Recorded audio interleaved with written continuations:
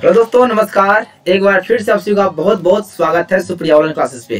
कैसे हैं आप सभी? आशा करता हूँ आप सभी बहुत ही अच्छे होंगे। तो मेरे प्यारे स्टूडेंट्स, आप लोग के लिए यह वीडियो जो है ना क्लास 10th वालों के लिए है और यह वीडियो बहुत ही खास है। ठीक है ना? इसमें आप सभी को हम 2 अंक का प्रश्न बताने का प्रयास किए हैं। ठीक है ना? तो साइंस में आपका 2 अंक का प्रश्न जितना होगा आपको हम बताएंगे। यह हमारा पार्ट 1 है। इसके बाद जो है ना पार्ट 2 पार्ट 3 लगभग आपको हम पार्ट 10 तक वीडियो देंगे 2 अंक का प्रश्न पे। उसके बाद आपको हिंदी में, संस्कृत में और मैथ में, और मैथ में थोड़ा बाद में आएगा, लेकिन आपका हिंदी, संस्कृत और आपका सामाजिक विज्ञान में भी क्वेश्चन बहुत जल्द ही आ जाएगा। तो आप सभी को वीडियो अच्छा लगेगा तो वीडियो को लाइक, शेयर और चैनल को सब्सक्राइब जरूर कर दीजिएगा, ताकि आपको इस तरह का वीवीआई क्वेश्चन क्लास 10th के लिए एग्जाम 2022 के लिए ना बहुत ही जल्द आप लोग के लिए वीडियो धायदा अपलोड होने वाला है। ठीक है ना? तो चलिए क्लास को शुरू करते हैं। तो आइए शुरू करते हैं पहला क्वेश्चन। तो पहला क्वेश्चन देखिए, बिल्कुल मोस्ट वीवीआई क्वेश्चन है। पहला क्वेश्चन आपका क्या है, देखिए ध्यान से, कि प्रकाश पुंज किसे कहते हैं या कितने प्रकार के होते हैं उनके नाम लिखिए। ठीक है? तो आप जितने भी स्टूडेंट हैं आप जो है ना क्वेश्चन को नोट कर लीजिएगा अपना कॉपी में। ठीक है? देखिए ध्यान से, एक आंसर है कि प्रकाश पुंज 3 प्रकार के होते हैं। बिल्कुल सही है, प्रकाश पुंज 3 प्रकार के होते हैं। पहला आपका है, देखिए ध्यान से, पहला है समांतर प्रकाश पुंज। आप इसे किरण पुंज भी बोल सकते हैं। ठीक है ना? तो पहले आपको बता दूं क्या किरण पुंज क्या होता है, कि प्रकाश किरणों के समूह को किरण पुंज कहा जाता है। और यह किरण पुंज 3 प्रकार के होते हैं। एक होता है आपका समांतर किरण पुंज, दूसरा होता है अपसारिक किरण पुंज, तीसरा होता है अभिसारिक किरण पुंज। ठीक है? तो पहला हमारा है समांतर किरण पुंज। तो ऐसे किरण पुंज जिनमें की प्रकाश किरणें समांतर गुजरती है, समांतर प्रकाश पुंज कहलाती है। जैसे आप देखिए नीचे में, यहाँ एक दूसरे के बिल्कुल समांतर जा रही है, एक दूसरे के बिल्कुल क्या है, समांतर जा रही है, तो इसका नाम है क्या, समांतर किरण पुंज है। ठीक है? चलिए क्वेश्चन नंबर देखिए आपका 2। नेक्स्ट क्वेश्चन है कि अभिसारिक प्रकाश पुंज किसे कहते हैं, यानी कि वैसे प्रकाश पुंज जिनमें प्रकाश किरणें किसी बिंदु पर अभिसरित, अभिसरित का मतलब होता है एक बिंदु पे जाके मिलना, उसको क्या कहते हैं, अभिसरित कहते हैं। एक बिंदु पर मिलती हुई महसूस होती है तो उसे हम लोग क्या बोलते हैं, अभिसारिक प्रकाश पुंज कहते हैं। ठीक है? यहाँ पे देखिए एक बिंदु पे सभी आके यहाँ पे क्या हो रही है, मिल रही है। देखिए सभी आके यहाँ पे मिल रही है ना, सभी आके यहाँ से एक बिंदु पे मिल रही है। चलिए अब तीसरा है आपका अपसारी किरण पुंज। अपसारी मतलब होता है फैलना, यानी कि वैसे प्रकाश पुंज जिनमें प्रकाश किरणें किसी बिंदु से फैलती हुई महसूस होती है, उसका नाम है क्या, अपसारी प्रकाश पुंज। देखिए आपका परिभाषा है कि वैसे किरण पुंज या वैसे प्रकाश पुंज जिनमें की प्रकाश किरणें किसी बिंदु से फैलती हुई यानी कि अपसरित होती हुई महसूस होती है, उसे हम लोग क्या कहते हैं, अपसारी प्रकाश पुंज कहते हैं। देखिए ध्यान से, यहाँ पे एक बिंदु स्रोत से जो है ना प्रकाश किरणें निकल रही है, यहाँ से फैल रही है। देखिए ध्यान से फैल रही है, तो इसका नाम क्या हो गया, हमारा अपसारी प्रकाश पुंज। ठीक है? तो ऐसे क्वेश्चन आपको पूछा हुआ था। देखिए ध्यान से, क्वेश्चन क्या था कि प्रकाश पुंज किसे कहते हैं या कितने प्रकार के होते हैं उनका नाम लिखिएगा। हम तो परिभाषा भी दे दिए हैं, परिभाषा दे दीजिएगा तो आपके लिए बहुत ही बेस्ट होगा। ऐसे भी नाम लिखकर छोड़ दीजिएगा तो कोई दिक्कत नहीं होगा। चलिए क्वेश्चन नंबर 2 आपके लिए है कि प्रकाश के परावर्तन के कितने नियम होते हैं उनके नाम लिखें। तो सभी लोगों को पता है कि प्रकाश के परावर्तन संबंधी 2 नियम होते हैं, यानी कि प्रकाश के परावर्तन के 2 नियम होते हैं। अगर आपसे पूछेगा कि प्रकाश के परावर्तन के कितने नियम होते हैं, तो आपको बताना है कि सर जी प्रकाश के परावर्तन के 2 नियम होते हैं। कौन कौन होते हैं, देखिए ध्यान से।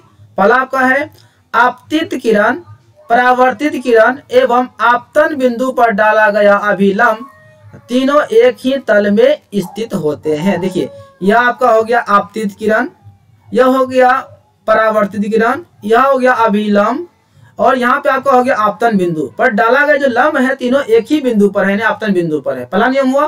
दूसरा आपका क्या होता है, ये जो आपतन कोण का मान होता है, जो आप आई देख रहे हैं ना, ये परावर्तन कोण के क्या होता है, बराबर होता है। यानी कि बोल सकते हैं कि आई बराबर आर, यानी कि आपतन कोण का मान परावर्तन कोण के क्या होते हैं, बराबर होते हैं।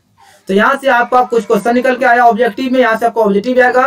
पहला आएगा ऑब्जेक्टिव क्या, कि आपका किरण पुंज। देखिए ध्यान से, किरण पुंज, किरण पुंज कितने प्रकार के होते हैं। ठीक है? तो आपको बोलना है सर जी किरण पुंज 3 प्रकार के होते हैं। उसके बाद अगला क्वेश्चन आपका पूछ सकता है कि प्रकाश के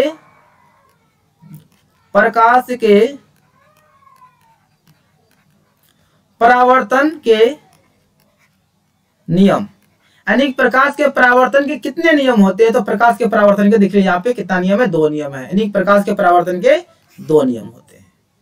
ठीक है, चलिए मुझे उम्मीद है आप सभी को समझ में आ रहा होगा। ठीक है, चलिए तीसरा क्वेश्चन है कि प्रकाश के परिकिरणन को परिभाषित करें। बहुत ही लाजवाब क्वेश्चन है। प्रकाश का परिकिरणन बहुत ही एकदम अच्छा है कि प्रकाश का परिकिरणन को परिभाषित करना है। तो प्रकाश का परिकिरणन क्या होता है? तो देखिए ध्यान से, क्वेश्चन आंसर है कि जब सूर्य से चलने वाली प्रकाश किरणें अत्यंत सूक्ष्म कणों पर पड़ती है तो वे कण प्रकाश की कुछ ऊर्जा को क्या करती है? कुछ ऊर्जा को अवशोषित कर लेती है, पुनः उसे चारों ओर क्या करती है? फैला देती है। तो इसी घटना को हम लोग क्या कहते हैं? प्रकाश का परिकिरणन कहते हैं। और प्रकाश के परिकिरणन के पश्चात ही हमें वस्तु दिखाई पड़ती है। अब कैसे? तो देखिए ध्यान से, एक चीज यहाँ पे चलिए यहाँ पे आपको समझा रहे हैं, थोड़ा देखिए ध्यान से। यहाँ पर जो है ना, ये आपका कण हो गया। एक मिनट, ये आपका क्या हो गया? कण हो गया। ठीक है ना। जब प्रकाश किरणें, सूर्य से चलने वाली प्रकाश किरणें जब अत्यंत सूक्ष्म कणों पर ऐसा आके पड़ती है तो ये सूक्ष्म कण क्या करते हैं? प्रकाश की कुछ ऊर्जा को अपने में समाहित कर लेते हैं, यानी कि अवशोषित कर लेते हैं। उसके बाद जो बचता है उसे क्या करते हैं? छिड़िया देते हैं, यानी कि उसे जो है ना क्या करते हैं? इस तरह से फैला देते हैं। उसके बाद जो है ना, यहाँ पर अगर मान लिया कोई आदमी है तो उसका आंख तक जो है ना, अगर यह किरणें आती है तब यह कणों से दिखाई पड़ती है। यानी कि प्रकाश के परिकिरण के पश्चात ही हमें कोई वस्तु दिखाई पड़ती है। अगर मान लिया जाए कि यह मेरे पास जो पेन है यह हमें दिखाई पड़ रहा है, तो इसका वजह क्या है? प्रकाश का परिकिरण है। क्योंकि पहले प्रकाश की किरणें जो ना इस वस्तु पे पड़ी है, इस वस्तु ने क्या किया? प्रकाश से कुछ ऊर्जा को समाहित कर ली है, यानी अवशोषित कर ली है। उसके बाद जो है ना, जो ऊर्जा बच गया उसे जो ना छिड़िया दी है। तो वही जो छिड़ियाई है ऊर्जा ना, वही ऊर्जा हमारे आंखों तक पहुंचती है, तब उसी के माध्यम से इस वस्तु को देखते हैं। अर्थात प्रकाश के परिकिरणन के पश्चात ही हम किसी वस्तु को देख पाते हैं। ठीक है, चलिए नेक्स्ट आगे बढ़ते हैं। क्वेश्चन नंबर आपके सामने 4 है कि गोलीय दर्पण की फोकस दूरी को परिभाषित करें। गोलीय दर्पण की फोकस दूरी किसे कहते हैं? तो देखिए ध्यान से, ये आपका देखिए यहाँ पे आपका गोलीय दर्पण है, ये मेरा जो ना अवतल दर्पण है। कौन है? हमने लिया दर्पण कौन सा? अवतल दर्पण। तो अवतल दर्पण में देखिए आपका फोकस है, या आपका ध्रुव है ना। फोकस है, ध्रुव है, और फोकस और ध्रुव का जो बीच का दूरी होता है ना, इसी का नाम क्या है? फोकस दूरी है ना। तो यहाँ पे परिभाषा देखिए यहाँ क्या है? किसी दर्पण के फोकस, ये आपका हो गया एफ को बोलते हैं फोकस, इसे कहते हैं हम लोग पी को ध्रुव कहते हैं, पोल कहते हैं। ठीक है ना। फोकस एवं ध्रुव के बीच का जो दूरी होता है ना, दूरी को हम लोग क्या कहते हैं? फोकस दूरी कहते हैं। और फोकस दूरी को स्मॉल एफ से, किससे? स्मॉल एफ मतलब छोटी एफ से सूचित किया जाता है। और फोकस दूरी जो होती है वह वक्रता त्रिज्या की आधी होती है, यानी एफ जो होता है देखिए यहाँ पे r/2 होता है। यदि मान लिया जाए कि आपका वक्रता त्रिज्या आकर 10 सेंटीमीटर है, अगर पूछेगा कि फोकस दूरी कितना होगा, तो आपका होता है r/2, यानी कि 10/2 कर दीजिए, आपका आंसर कितना आ जाएगा? 5 सेंटीमीटर। यानी कि फोकस दूरी जो है वो वक्रता त्रिज्या की आधी होती है। और क्वेश्चन उल्टा के पूछेगा कि बताइए तो ये वक्रता त्रिज्या फोकस दूरी की क्या होती है? तो 2 गुनी होती है। देख लीजिए यहाँ पे कुछ नहीं तो 1 है, तो 1 गुना r करेंगे तो आपका हो जाएगा r, और इधर से गुना करेंगे 2 गुना f, तो आपका क्या हो जाएगा? 2f हो जाएगा। यानी कि वक्रता त्रिज्या जो है फोकस दूरी की क्या होती है? 2 गुनी होती है। यदि मान लिया जाए आपका फोकस दूरी दिया गया है, मान लिया जाए 20 सम दिया गया है, कितना? 20 सम। पूछेगा कि वक्रता त्रिज्या क्या होगा, तो सीधा होगा 2f, यानी कि 2 गुना 20 कर दीजिए, 20 दूनी कितना हो जाएगा? 40 सेंटीमीटर हो जाएगा। ठीक है। अब यहाँ पे आपको कुछ समझाने के लिए लिखे हैं कि दर्पण के प्रकार। ऐसे एक्चुअली में दर्पण होता है 2 तरह का होता है, एक गोलीय दर्पण, एक गोलीय दर्पण, एक समतल दर्पण होता है। ठीक है। लेकिन यहाँ पे जब उसको गहराई से पढ़ेंगे ना, जब आप इंटर में जाइएगा 11 12 में, तो आपको पढ़ने के लिए मिलेगा कि दर्पण 3 तरह का होता है। एक आपका होता है समतल दर्पण, दूसरा आपका होता है गोलीय दर्पण, और तीसरा आपका होता है परवलय दर्पण। लेकिन क्लास 10th पे आपको इस पे ध्यान नहीं देना है, परवलय दर्पण पे ध्यान नहीं देना है। अब याद रखिएगा कि दर्पण आपका 2 तरह का होता है, एक समतल दर्पण और एक गोलीय दर्पण। फिर आपका यह गोलीय दर्पण जो है ना, यह भी आपका होता है 2 तरह का। यह गोलीय दर्पण भी 2 तरह का होता है। एक आपका होता है उत्तल दर्पण और एक आपका होता है अवतल दर्पण। याद रहेगा ना, एक उत्तल दर्पण, एक अवतल दर्पण होता है। तो यहाँ समझ में आ गया कि दर्पण आपका दो तरह का होता है, एक समतल दर्पण, एक गोलीय दर्पण। इसको परवलय को छोड़ दीजिए अभी, ठीक है, 10th वाले इसे आप इग्नोर कर दीजिए परवलय को। परवलय भी होता है लेकिन आपको क्लास मैट्रिक मतलब 10th वालों के लिए दो ही प्रकार याद रखना है। और अगर पूछेगा कि गोलीय दर्पण कितने प्रकार के होते हैं, तो गोलीय दर्पण भी होते हैं दो प्रकार के। कौन कौन? एक होता है उत्तल दर्पण और एक आपका होता है अवतल दर्पण होता है, ठीक है। और बता दूं कि उत्तल दर्पण को ही हम लोग क्या बोलते हैं? अपसारी दर्पण कहते हैं। याद रखिएगा, उत्तल दर्पण को क्या कहते हैं? अपसारी दर्पण कहते हैं। और अवतल दर्पण को हम लोग क्या बोलते हैं? अभिसारी दर्पण कहते हैं। ये दोनों चीज को याद रखिएगा, यहां से आपका ऑब्जेक्टिव आता है। चलिए नेक्स्ट, सभी लोग नोटबुक में से नोट कर लीजिएगा, नहीं तो बाद में ऐसा ना हो कि पछताना पड़े, ठीक है ना जी। बहुत मेहनत से आप लोगों के लिए क्वेश्चन सिलेक्ट करके हम बना रहे हैं, बिल्कुल VVI सब क्वेश्चन है। यह सब क्वेश्चन जो है ना बिल्कुल सीधा एग्जाम में आने वाला सब क्वेश्चन है। आइए क्वेश्चन नंबर 5 कि उत्तल दर्पण को अपसारी दर्पण भी कहा जाता है, क्यों? आखिर उत्तल को हम लोग अपसारी क्यों कहते हैं? अपसारी का मतलब होता है, अपसारी का मतलब होता है फैलना। क्या होता है? फैलना होता है। जब यह उत्तल दर्पण में जब प्रकाश किरणें पड़ती है ना, वह क्या होती है? दृश्य विस्तार बनाती है, यानी कि बड़ा क्षेत्र छिपती है। जैसे यहाँ पे मान लिया कोई प्रकाश किरणें आएगी ना, वह इधर से लौट जाएगी, इधर से आएगी तो वह इधर लौट जाएगी, तो यहाँ से देखिए इसका दृश्य विस्तार क्या है, कितना बड़ा हुआ। यानी कि इसका उत्तल दर्पण का दृश्य विस्तार क्या है? बड़ा है, इसलिए इसको हम लोग ना अपसारी दर्पण कहते हैं। यहाँ पे देखिए परिभाषा है कि किसी उत्तल दर्पण में प्रधान अक्ष के समांतर आपतित किरण दर्पण से परावर्तित होकर फोकस पर अपसरित होती है। मतलब एक ही फोकस पर नहीं होगा, आपका होगा फोकस से अपसरित होती है, मतलब फैलती है। तो इसलिए जो है ना उससे हम लोग क्या बोलते हैं? अपसारी दर्पण कहते हैं। यह हमारा हो गया प्रधान अक्ष, जिसका नाम है प्रधान अक्ष है, इसको P बोलते हैं। जब प्रकाश किरण इस प्रधान अक्ष के समांतर आती है तो वह फैलती हुई पुनः निकल जाती है। और सिंपल से बोलेंगे कि उत्तल दर्पण का जो दृश्य विस्तार है ना अन्य दर्पण के तुलना में क्या है? सबसे बड़ा होता है, इसलिए इसे जो हम लोग क्या कहते हैं? अपसारी दर्पण कहते हैं। या बोल सकते हैं कि उत्तल दर्पण प्रकाश किरणों को फैला देती है, इसी वजह से इसे हम लोग क्या बोलते हैं? अपसारी दर्पण भी कहते हैं, ठीक है। चलिए क्वेश्चन नंबर आपके सामने आ जाए, आइए 6 पे आ चुके हम लोग। 6 पे क्या है कि लेंस कितने प्रकार के होते हैं उनके नाम लिखें, ठीक है। तो आपका लेंस मुख्यतः दो प्रकार के होते हैं, एक होता है उत्तल लेंस, एक आपका होता है अवतल लेंस, ठीक है। और याद रखिएगा कि उत्तल लेंस को हम लोग क्या बोलते हैं? अभिसारी लेंस कहते हैं।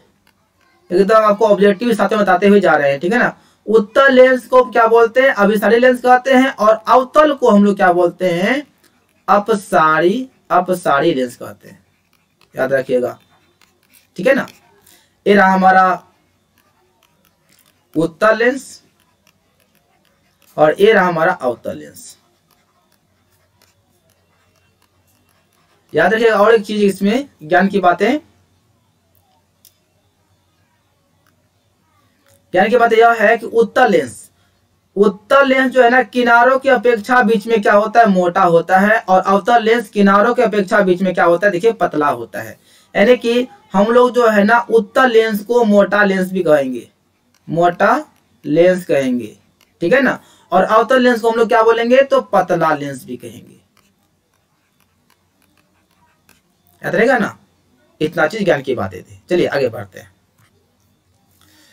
चलिए लास्ट में आपको हम होमवर्क देंगे, इसी जितना आपको हम पढ़ाए हैं ना अभी, इस पे आपको होमवर्क देंगे, देखते हैं आपसे भी कर पाते कि नहीं। चलिए क्वेश्चन नंबर 7 है कि लेंस की क्षमता को परिभाषित करें। लेंस की क्षमता यानी पावर ऑफ लेंस का पावर क्या होता है? तो देखिए आंसर है आपका, किसी लेंस का मीटर में फोकस दूरी के व्युत्क्रम को, लेंस का जो फोकस दूरी मीटर में होगा उसका व्युत्क्रम कर देंगे तो उसे हम लोग क्या बोलेंगे? लेंस की क्षमता कहते हैं, पावर कहते हैं। इस पावर को हम लोग लेंस की क्षमता हम लोग P से सूचित करते हैं। यदि f मीटर फोकस दूरी वाले लेंस की क्षमता P हो तो P बराबर क्या होगा? फोकस दूरी का व्युत्क्रम होगा। और फोकस किसमें होगा? आपका मीटर में होगा, तो आपका P बराबर 1/f हो गया। तो P 1/f, और जो इसका जो दूरी होगा ना, फोकस दूरी हमेशा मीटर में होगा। जब यहाँ m ऊपर जाएगा तो यहाँ पावर आता है 1, ऊपर जाएगा तो हो जाएगा आपका इसमें माइनस में हो जाएगा, ठीक है ना। और इसी को हम लोग क्या बोलते हैं? डायप्टर कहते हैं, शॉर्ट फॉर्म में इसको D कहते हैं, ठीक है ना। यानी कि लेंस का जो मात्रक होता है, लेंस का क्षमता जो होता है वो आपका होता है डायप्टर होता है, याद रखिएगा। चलिए अगला क्वेश्चन नंबर 8 है कि उत्तल लेंस और अवतल लेंस में किन्हीं 3 अंतरों को लिखें। उत्तल लेंस और अवतल लेंस में 3 अंतर लिखना है। तो आपको लिखना है इस तरह से कि उत्तल लेंस और अवतल लेंस में 3 अंतर निम्नलिखित है। पहला अंतर है कि इसकी फोकस दूरी जो होती है उत्तल का धनात्मक होती है। यहाँ पे आपको लिख देना है ऊपर में उत्तल लेंस, हम तो नहीं लिखे हैं, आप लोग को लिख देना है 2 भाग में बांट के, उत्तल लेंस या हमारा हो जाएगा अवतल लेंस, ठीक है। उत्तल लेंस की फोकस दूरी क्या होती है, धनात्मक होती है, और अवतल की फोकस दूरी क्या होती है, ऋणात्मक होती है। दूसरा अंतर क्या है कि इसमें वास्तविक एवं काल्पनिक दोनों प्रकार के प्रतिबिंब बनता है, इसमें केवल क्या बनता है, काल्पनिक प्रतिबिंब बनता है, अवतल में केवल काल्पनिक बनता है। तीसरा अंतर है क्या, इसका परावर्तक सतह जो है उभरा होता है और इसका क्या होता है, दबा या धंसा हुआ होता है, ठीक है। तो यहां से आप लोगों को समझ में आ गया होगा कि उत्तल लेंस की फोकस दूरी क्या होती है, धनात्मक होती है, अवतल की ऋणात्मक होती है। उत्तल में वास्तविक एवं काल्पनिक दोनों प्रकार के प्रतिबिंब बनते हैं और अवतल में केवल काल्पनिक प्रतिबिंब बनते हैं, ठीक है। चलिए आगे बढ़ते हैं। आइए, बहुत ही शानदार क्वेश्चन है, एकदम मन को लुभाने वाला क्वेश्चन आपका है कि पानी का अपवर्तनांक 1.33 का तात्पर्य क्या है। सबसे पहले आपका ऑब्जेक्टिव यहाँ पे यह निकल गया कि पानी का अपवर्तनांक कितना होता है, 1.33 होता है। और एक चीज याद रखिएगा, अपवर्तनांक में हीरा का अपवर्तनांक जो होता है ना आपका 2.42 होता है, इसे याद रखिएगा। जितना ऑब्जेक्टिव मेरा वीडियो से बनेगा ना, आप एक कॉपी में लिख के रखिएगा बगल में नोट करके। जैसे आप मेरा इस पीडीएफ को लिखिएगा ना, इस क्वेश्चन को अपना नोटबुक में लिखिएगा, ठीक है ना, उसके नीचे में जो है ना वीडियो 1 लिखकर नीचे में लिखिएगा उसका ऑब्जेक्टिव। आपको ऑब्जेक्टिव अभी बताएंगे कितना कितना निकलता है, ठीक है। चलिए आंसर है कि पानी का अपवर्तनांक 1.33 का तात्पर्य यह है कि निर्वात में प्रकाश की चाल एवं पानी में प्रकाश की चाल का अनुपात 1.33 है, बस। चलिए क्वेश्चन नंबर 10 है कि वर्ण विक्षेपण को परिभाषित करें। वर्ण विक्षेपण किसे कहते हैं। सभी लोग को पता है कि श्वेत प्रकाश जो है ना 7 वर्णों का मिश्रण होता है, बैजानीय पिनाला, ठीक है ना, उसमें 7 वर्ण का पूरा नाम आ जाएगा। तो आंसर क्या है कि यदि कोई श्वेत प्रकाश की किरण किसी प्रिज्म से गुजरती है तो अपने अवयवी वर्णों में बढ़ जाती है।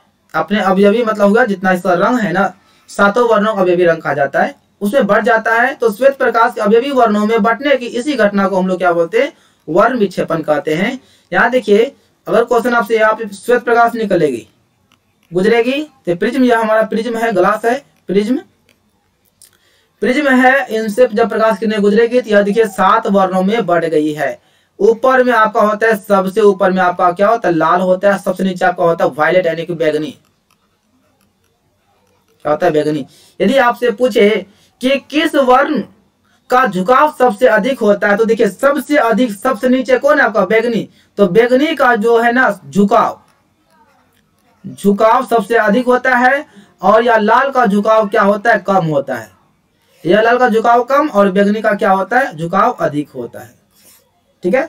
तो चलिए यहां से आपका मात्र 10 क्वेश्चन था, 10 क्वेश्चन खत्म हो गया। अब इस ऑब्जेक्टिव जो बनता है उसको हम यहाँ पे लिखते हैं, ठीक है ना। और आप सभी इसका आंसर कमेंट बॉक्स में कर दीजिएगा। अगर आपसे मेरा पूरा वीडियो अगर देखे होंगे तो उम्मीद है कि वीडियो आपको अच्छा लगा होगा और ऑब्जेक्टिव कर सकते हैं। चलिए यहां से आपके लिए हम लिखते हैं ऑब्जेक्टिव। चलिए पहला ऑब्जेक्टिव, ठीक है ना, दर्पण कितने प्रकार के होते हैं, समझ गए ना। आपको इसका आंसर करना है कमेंट बॉक्स में। दूसरा क्वेश्चन क्या था, चलिए लिख देते हैं, पानी का अपवर्तनांक, पानी का अपवर्तनांक कितना होता है। तीसरा को हम बताए थे कि हीरा का अपवर्तनांक, हीरा का अपवर्तनांक कितना होता है। ये सब वीवीआई ऑब्जेक्टिव है, आप किसी को पता नहीं होगा अभी। अगर हमें कोई टीचर अगर देख रहे होंगे ना, पता होगा उन टीचरों को यह सब क्वेश्चन कितना वीवीआई है। क्या सर जी, सही बात है ना, बहुत ही मस्त होगा। चलिए जी, और आइए क्या क्या अभी पढ़े थे। हाँ, श्वेत प्रकाश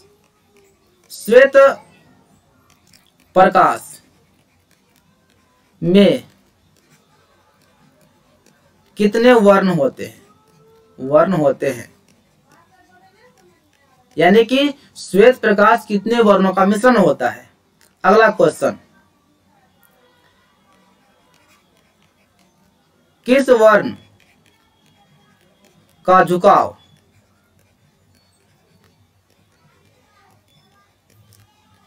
सबसे अधिक होता है?